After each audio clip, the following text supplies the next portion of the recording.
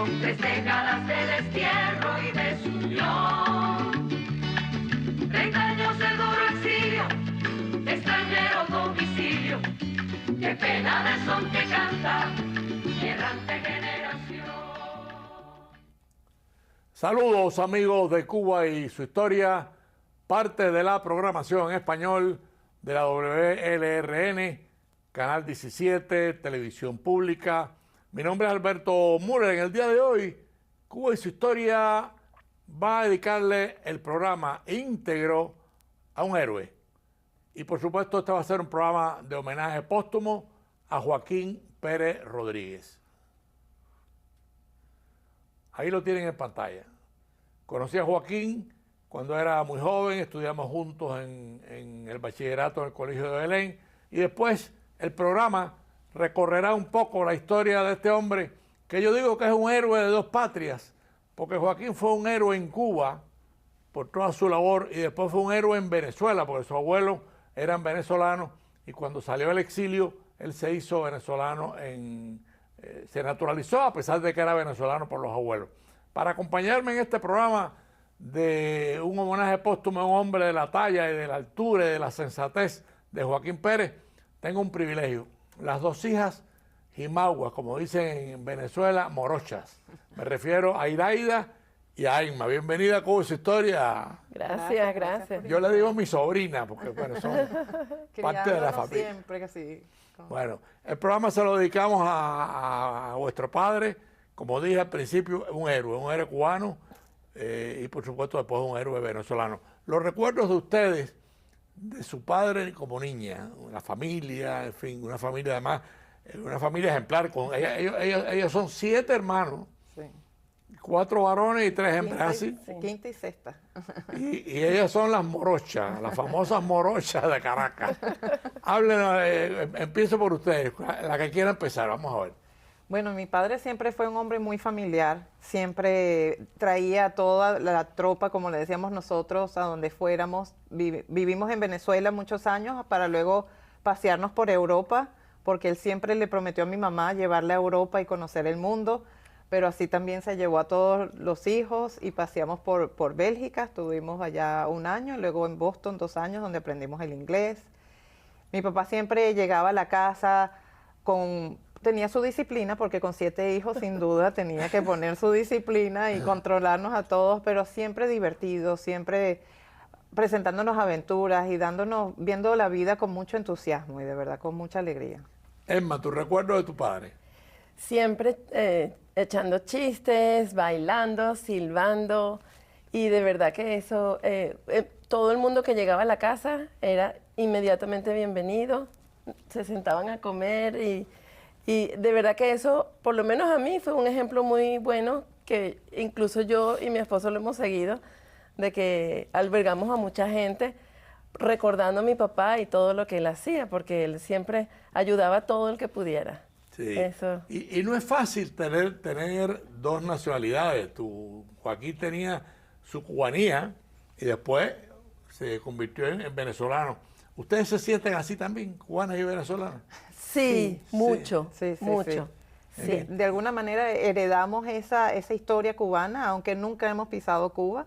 Hemos siempre querido ir, pero él también siempre echaba sus cuentos y recordaba con mucho cariño, y eso lo heredamos y él da un punto donde es parte de nuestra vida también, Sí. nuestra experiencia y de vida. Y él siempre en los domingos nos enseñaba a bailar cha-cha-cha, todos los Mambo. bailes Sí.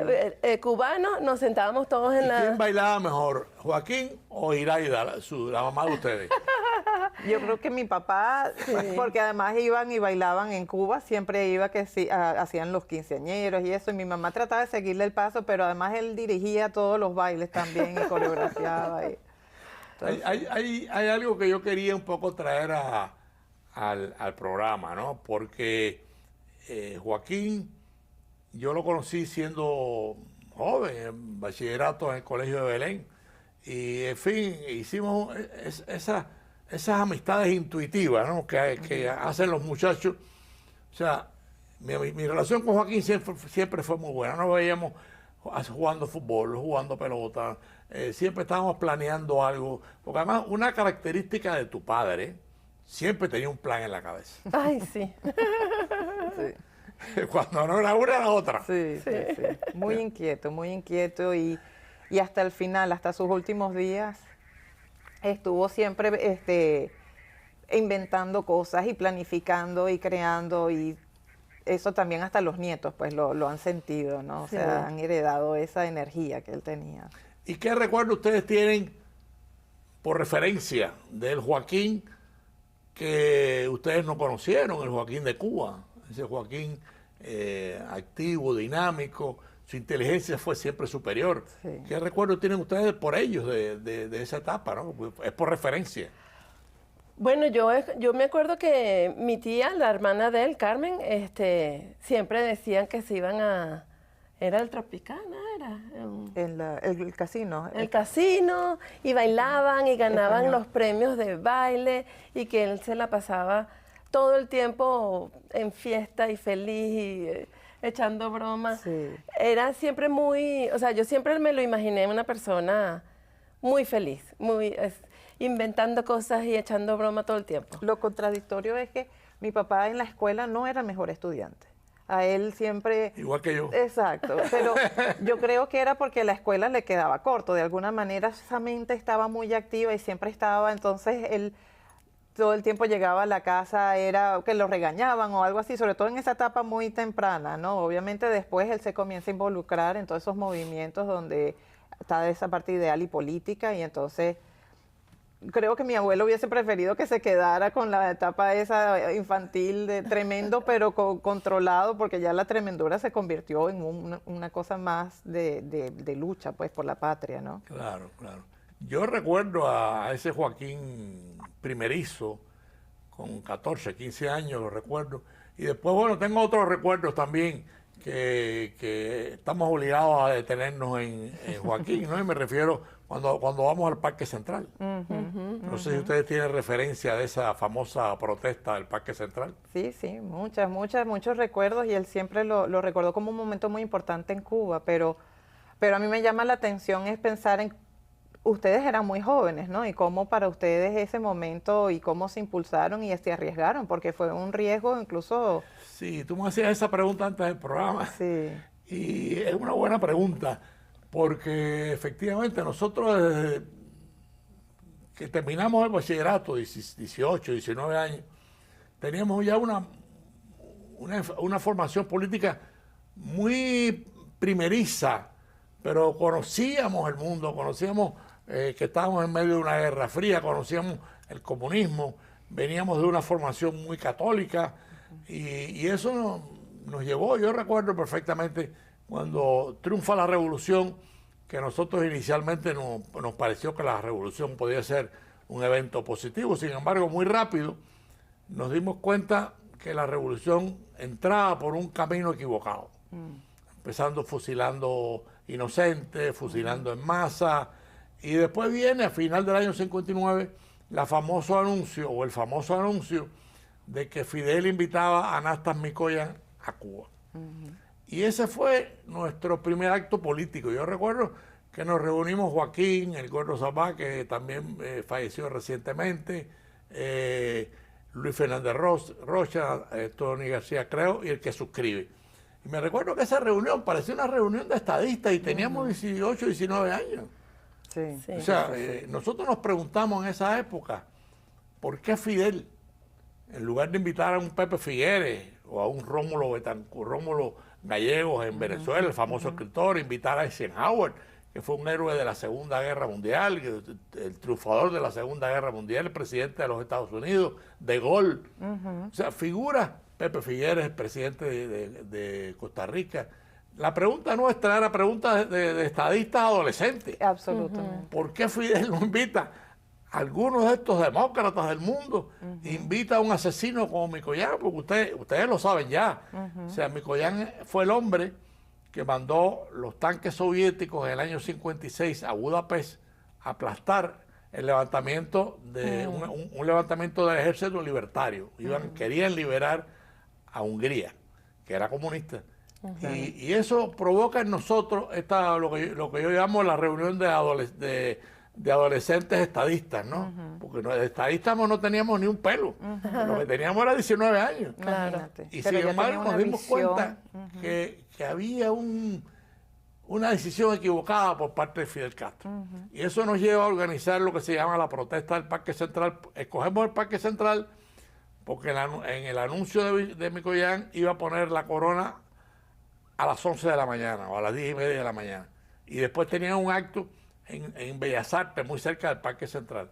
Nosotros cuando vimos ese schedule, bueno, la corona nuestra la ponemos al mediodía. Para darle tiempo a Micoyán a que pusiera la corona y se fueran. Y efectivamente el tiempo no funcionó.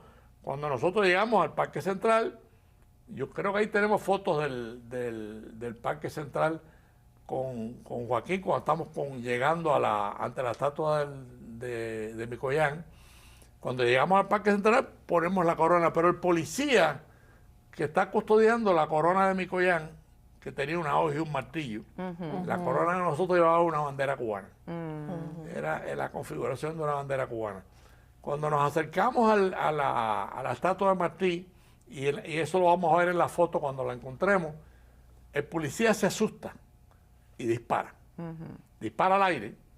Y entonces en ese disparo, como había un acto de Micoyán a 2 cuadras con Fidel y Micoyán, en las azoteas estaba llena de guardias de seguridad, de soldados, y empieza todo el mundo a disparar al aire. Y aquello parecía mira, ahí está la foto del Parque Central. Ahí está Joaquín, ese es Joaquín. Sí, él comenta de que ahí está el policía donde se le ve la pistola en la mano.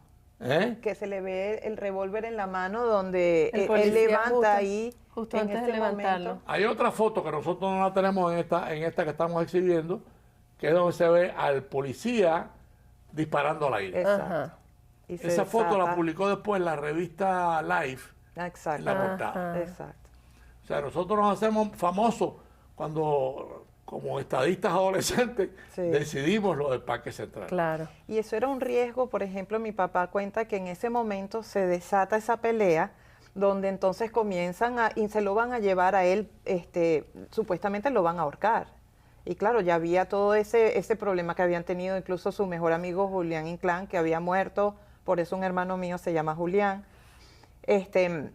Se lo llevan a él y él está pensando en ese momento, ¿será que yo agarro y por la horca me escapo? Me Y subo, andaba ¿verdad? inventándose Sí, a ver. ese es el famoso grupo Los Mártires de Guajibón, que eran 4 o 5 estudiantes católicos, amigos de nosotros, compañeros de curso nuestros.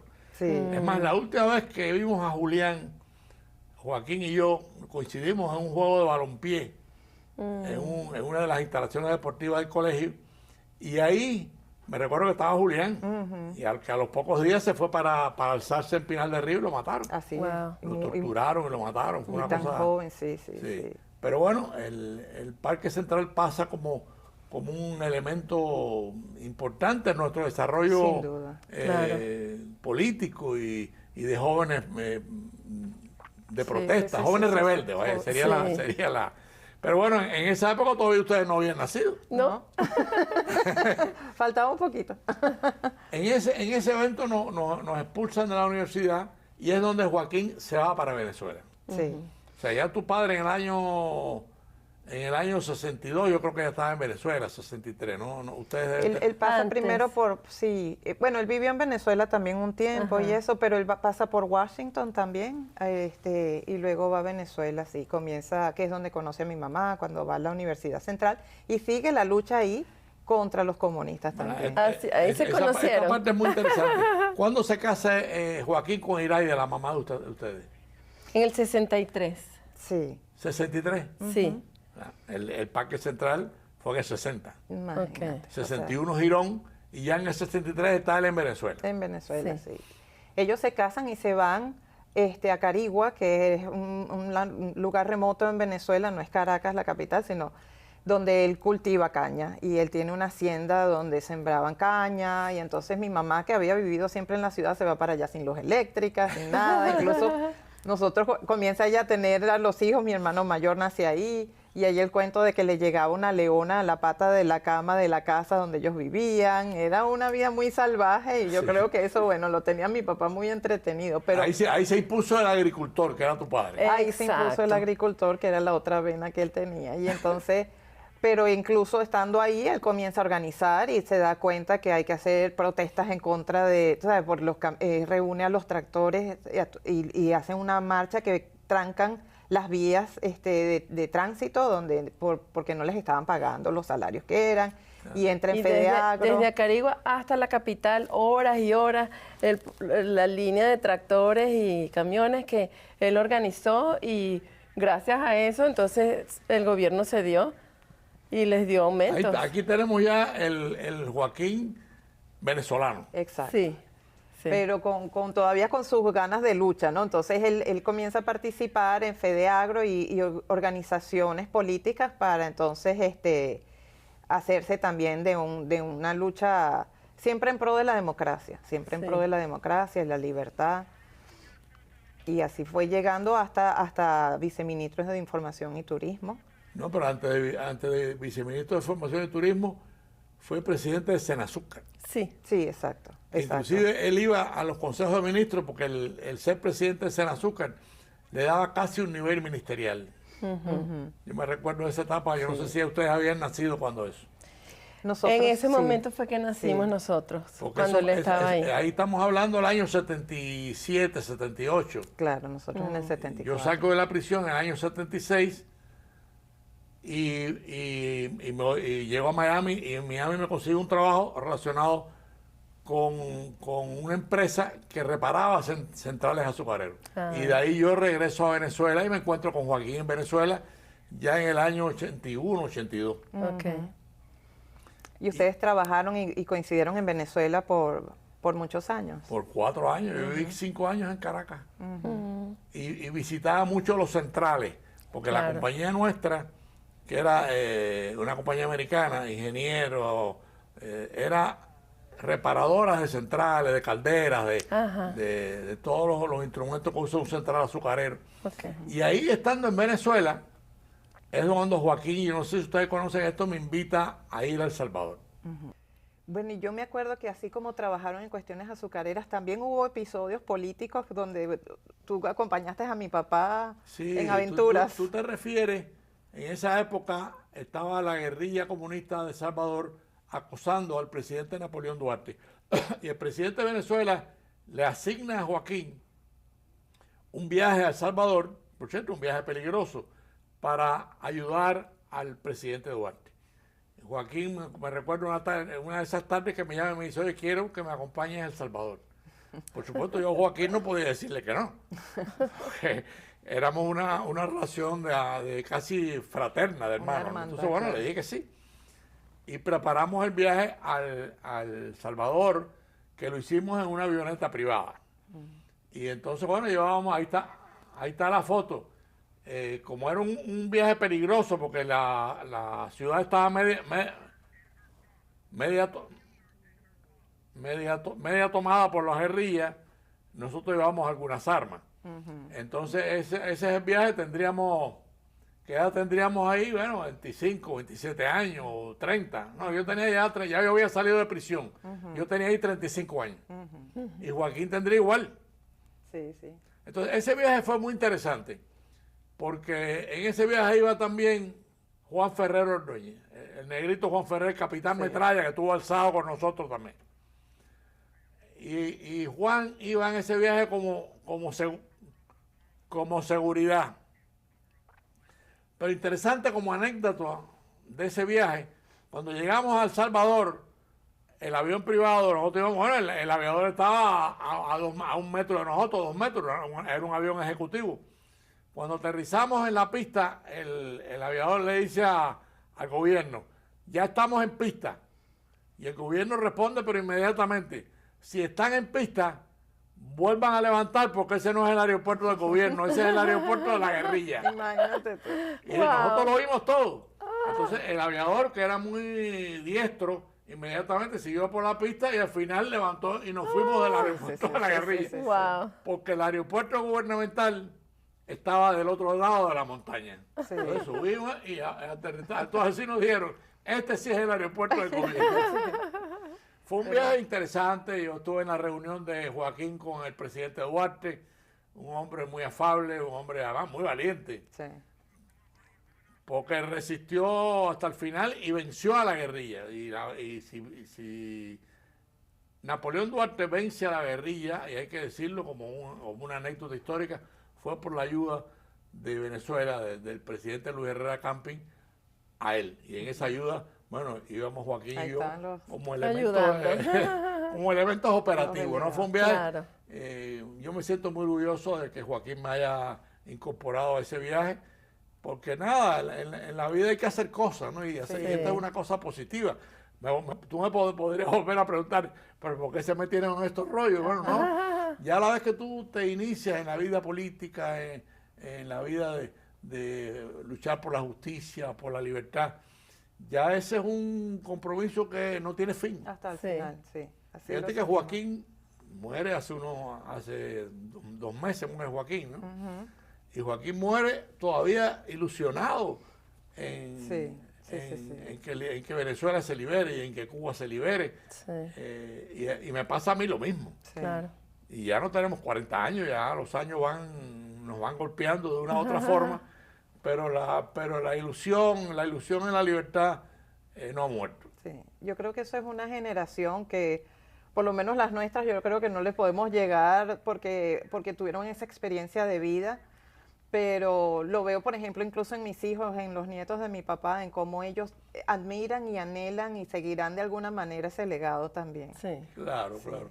Ahí tenemos pendiente algunas fotos de familia que me gustaría que ustedes las comentaran, porque además hay una cosa interesante. Además, esa foto tiene una peculiaridad. En el extremo izquierdo está Carlos Alberto Montaner, gran amigo de Joaquín, y por supuesto gran amigo nuestro también, y Linda, su esposa. Ahí están. Eso fue en Madrid, que fuimos a visitarlos y pasamos un par de noches ahí. Y ¿En eso- España? En España, cuando vivimos en Europa un año.